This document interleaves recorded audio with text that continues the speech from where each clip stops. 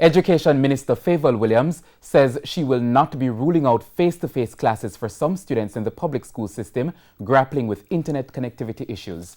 There have been speculations whether some public education institutions could facilitate face-to-face classes where the space exists for physical distancing amid COVID-19. Mrs. Williams told our news centre that the dialogue will continue with stakeholders in the education sector before a decision is made. There's a conversation out there. Again, as we've said many times, as we go through the pandemic, obviously we are willing to come back to the table with our stakeholders and to look at the situation, look at our public schools and to do the evaluation. We have a lot of data at the ministry at a school level, and we will assess as we go along. So again, we have to get stakeholders back at the table. They're very large, important stakeholders in the education sector. And so I wouldn't think of making a decision without hearing from them in a meaningful way. And so we will continue to have the dialogue with them as things develop.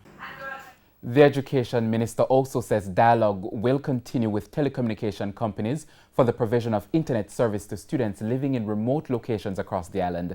There have been several complaints about children experiencing challenges accessing online classes due to lack of internet connectivity. Mrs. Williams says telecom providers have come forward with proposals.